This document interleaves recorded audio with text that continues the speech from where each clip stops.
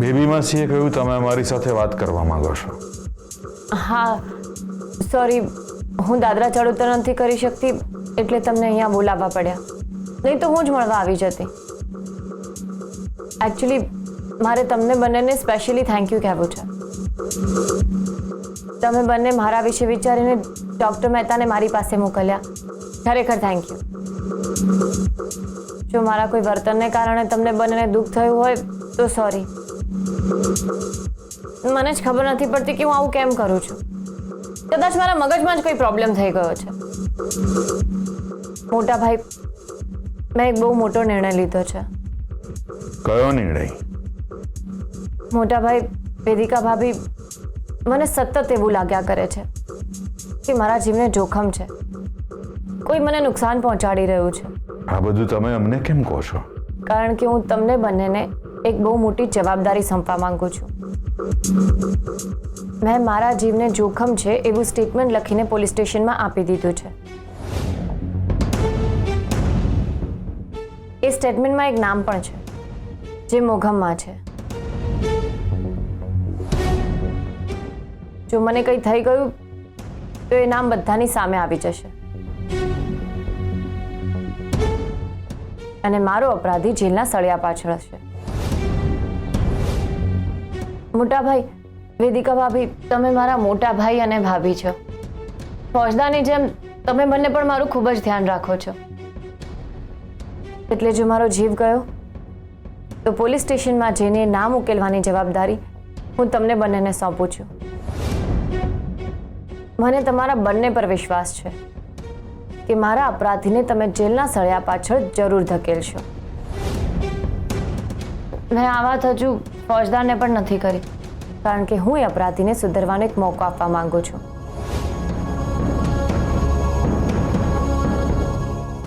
મોટા ભાઈ, મને તમારા બંને ઉપર પૂરો વિશ્વાસ છે કે તમે આ જવાબદારી નિભાવી લેશો.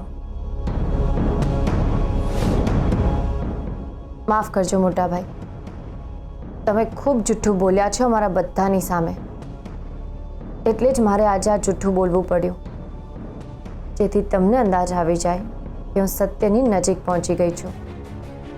છતાં હું તમને ફરી એક મોકો આપું છું. આ તમે ઉત્તમ કામ કર્યું કેસર બહુ. અમે તમારા નિર્ણયનું સમર્થન કરીએ છીએ.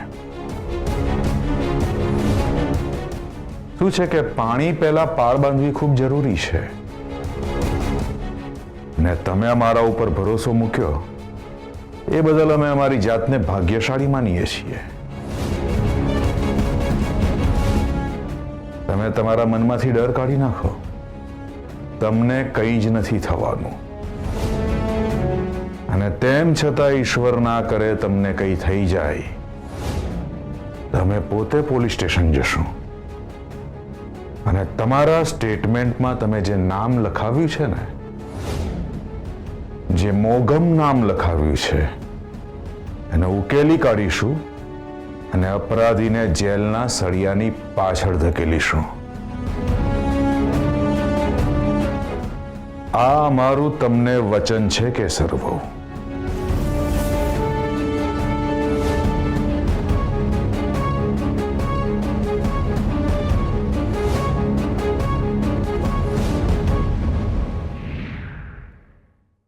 સાચે જ કેસરે પોલીસ સ્ટેશનમાં કોઈનું નામ લખાવ્યું હશે?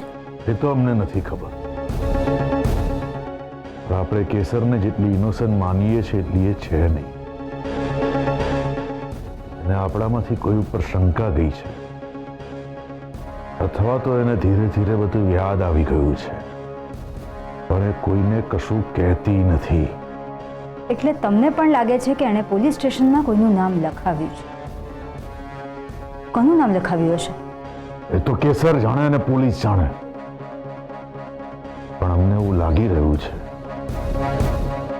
કે જેમ હર્ષવર્ધનને આપણા ઘરવાળાઓ ઉપર શંકા હતી અને એને ડુપ્લિકેટ કેસર પ્લાન્ટ કરી હતી, તે જ રીતે કેસર પણ એક પ્લાન કરી રહી છે. તો કેસરથી આપણે વધારે ચેતીને રહેવું પડશે. મારા ગુરુજી કહે છે, શત્રુ તમારાથી હોશિયાર ત્યારે જ સાબિત થાય ત્યારે તમે કોઈ ભૂલ કરો, અને ભૂતકાળમાં તમે ભૂલ કરી ચૂક્યા છો. હવે આવી ભૂલો કરવું આપણને પાલવે એમ નથી.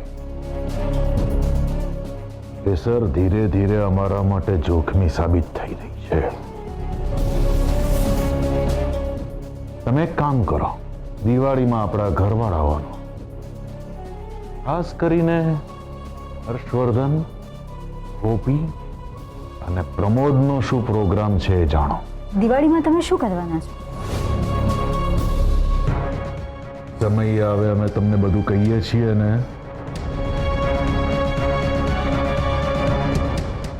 હા, સોરી.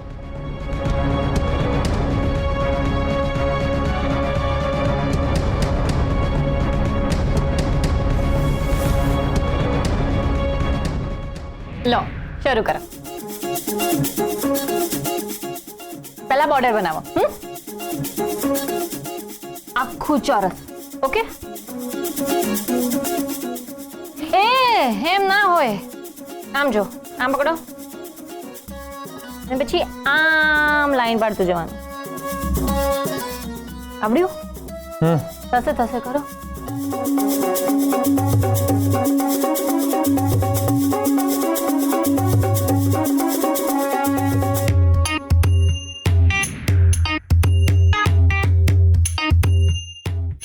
Very good. હવે સાથે બનાવો.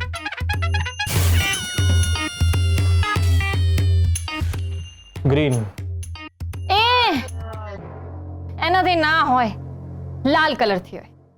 સોરી. ગ્રીન વાળી નહીં. ચાલો, ખબર છે ને સાથીઓ? આ એટલે પેલું આમ સીધું ને પછી પેલું 3 ત્રિશુળ કહેવાય એને. આમ જો, આને સાથીઓ કહેવાય. આમ લાઈન અને પછી આવી રીતના લાઈન્સ કરવાની. ખબર પડી? બનાવ. આટલામાં આખું મોટું કરો.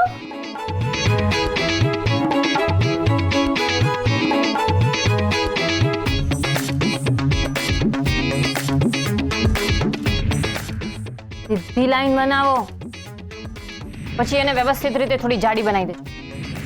સરસ. હવે વચ્ચે સફેદ કલરથી ટપકા કરો. ચારે બાજુ. હા, અંદર.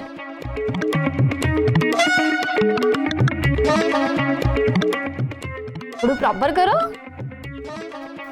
કરો ને.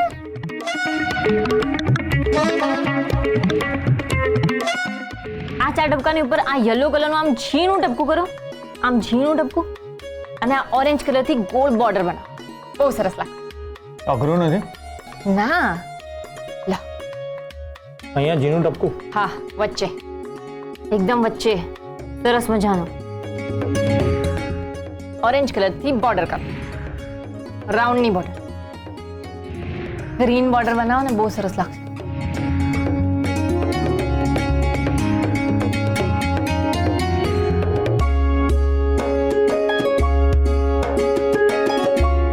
અરે વાહ, વેરી ગુડ.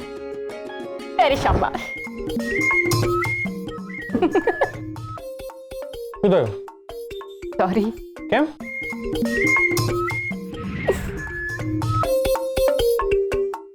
થોડું આમ જુઓ.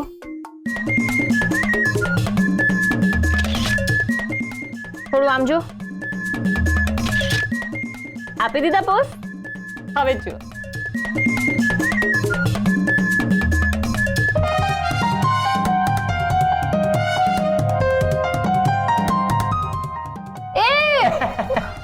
થોડી થોડી છે. હેપી ધનતેરસ. એ જ લખો. હેપી ધનતેરસ લખો. ચાલો ચાલો.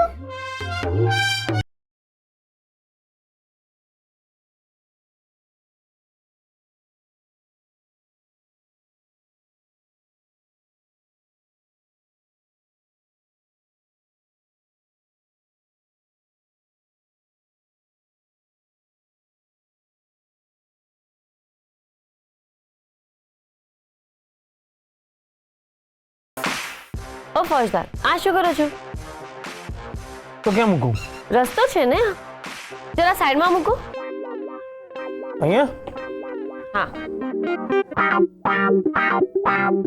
થોડું દૂર દૂર મૂકો. આટલો નજીક કોણ મૂકે? આટલું? હા, થોડું અંતર વધારો. કરો ને સરખી રીતે. ઓકે.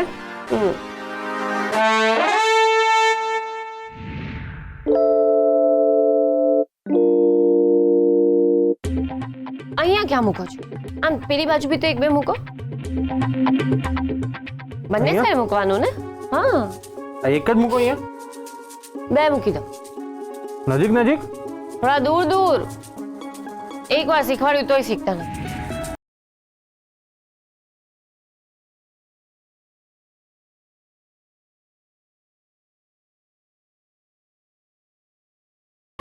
જાઓ, દીવા મૂકો.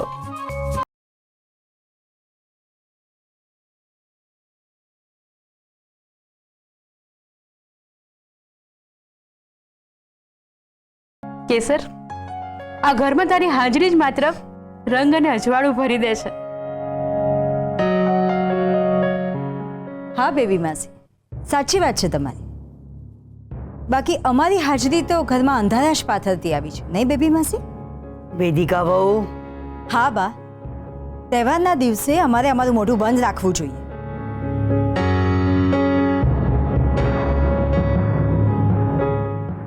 અમે અમારું મોઢું બંધ રાખીએ છીએ. ચાલો ધનતેરસની પૂજા કરી રહીએ. દિગ્વિજયને બોલાવો. હર્ષ, ચાલો તમે બી ચાલો. વાહ, ખૂબ જ સરસ સજાવ્યું છે હો તમે બંને જણાએ. હા. ફોજદાર, ચાલો પૂજામાં જઈએ. કેસર, એક વાત કહું? હા બોલો ને. આપણે આજે એકબીજાને પ્રોમિસ આપીએ. આપ્યું. અરે, આટલો વિશ્વાસ? શું પ્રોમિસ છે એ કહેતા પહેલા જ આપી દીધું? ફોજદાર, મારી સાથે છેલ્લા કેટલાક દિવસોમાં જે થયું છે અને જે મેં સાંભળ્યું છે એના પરથી એક વાત તો મને સારી રીતે સમજાઈ ગઈ છે કે તમારા જેટલો પ્રેમ મને આ દુનિયામાં બીજું કોઈ નહીં કરી શકે. તમારા પ્રેમને કારણે જ તો આજે હું તમારી સામે બેઠી છું, નહીં તો. અને આટલો પ્રેમ કરનારો વ્યક્તિ ક્યારેય ખોટું વચન ન માંગી શકે. બોલો, તમારે મારી પાસેથી શું જોઈએ છે? કેસર, આપણે આખું વર્ષ લક્ષ્મી ભેગી કરીએ છીએ અને લક્ષ્મી પૂજનના દિવસે એને ધોઈ સાફ કરી એની પૂજા કરીને એકદમ પવિત્ર કરીએ છીએ. તો કેસર, એવી જ રીતે આપણે આપણા પ્રેમને પણ પવિત્ર કરીએ. તો આપણે એકબીજાને વચન આપીએ કે આપણે એકબીજાથી ક્યારેય અલગ નહીં થઈએ અને લક્ષ્મીની વૃદ્ધિની સાથે સાથે આપણા પ્રેમની પણ વૃદ્ધિ કરીશું.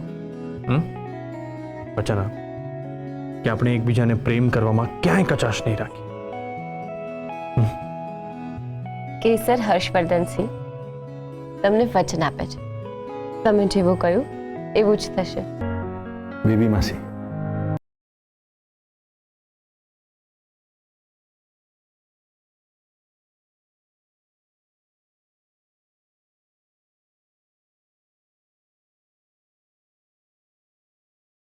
ચાલો આરતી શરૂ કરીએ. ફોજદાર, ફોજદાર! કેસર, કેસર કઈ નહીં, ખાલી પાવર કટ થયો છે. હા, don't worry, don't worry. Okay. આમ તો મને અંદરથી બીક નથી લાગતી, પણ અત્યારે મને બહુ ડર લાગે છે. મને એવું લાગે છે જાણે કોઈ મારી પાસે આવશે ને.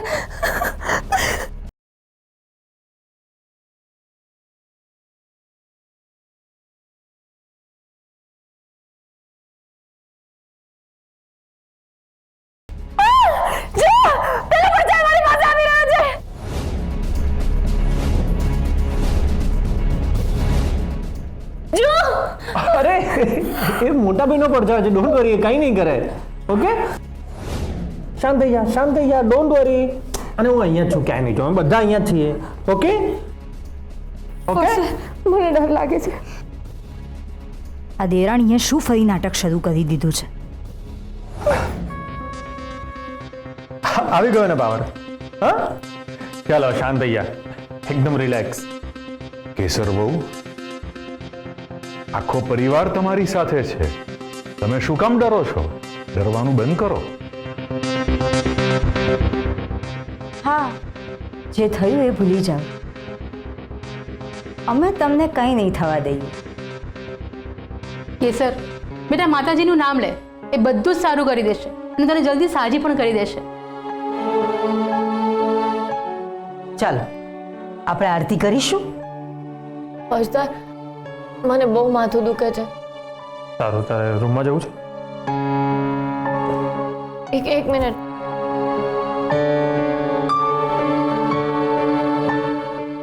મંગળસૂત્ર પૂજામાં મૂકી દેજો. મમ્મી કાયમ મંગળસૂત્રની પૂજા કરતી હતી. બા, હા. આ મંગળસૂત્ર પૂજામાં મૂકો ને. એ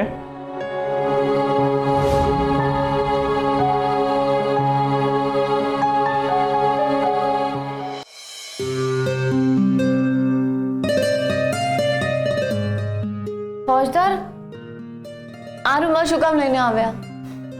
કેસર, દિવાળી છે, બધા તને મળવા આવશે, તો તારો ફેવરેટ રૂમ તો નાનો પડશે. તો શું થઈ ગયું? મારું મન તો મોટું છે ને. એ વાત તો સાચી. ચાલ, પણ જ્યારે તું કહીશ ને ત્યારે તને ફરીથી એ રૂમમાં લઈ જઈશ. પાક્કું? 100%. ઓકે? આ માથું દુખે છે ને? ચલો.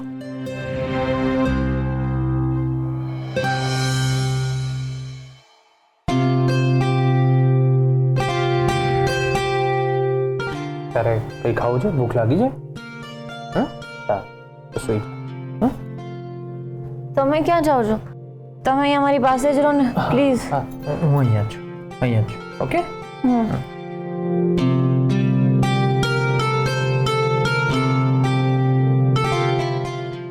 હા, પણ હું જોઉં છું. એકચ્યુઅલી અમારી પાસે માણસ નથી ને, એટલે હું કાંઈ કહી નથી શકતી. ઓકે, તો હું તમને સાંજ સુધી જણાવું છું.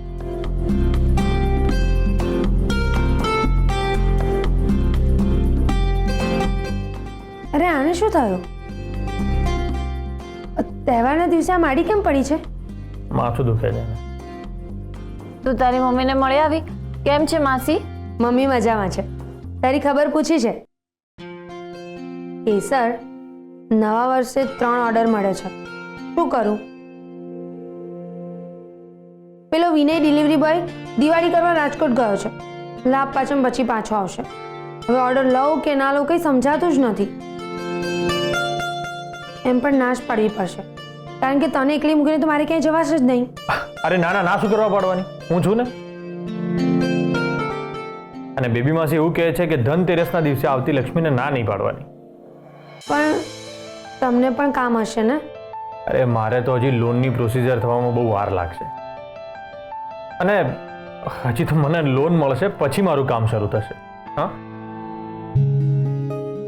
તો જો હું ઓર્ડર લઈને જઉં તો? અરે ના ના, હોય કઈ? તમે અને ઓર્ડર લઈને? હા ફોજદાર, તમે તો નિર્મળા ગૃહોદ્યોગના માલિક છો. તમે આમ ડિલિવરી કરવા જાવ તો કેવું લાગે? કે સર, તું જ કહે છે ને કે કોઈ પણ કામ નાનું નથી હોતું. હા પણ શું, જો કોઈ પણ કામ નાનું નથી હોતું તો વાત અહીંયા જ પતી જાય છે ને. અને ગોપી આપણી આટલી બધી મદદ કરે છે. એના મમ્મી ઘરે એકલા છે તો પણ એ તારા માટે અહીંયા આવી છે, તારી સેવા કરવા માટે. તો આપણે પણ એની થોડી મદદ કરવી જોઈએ ને.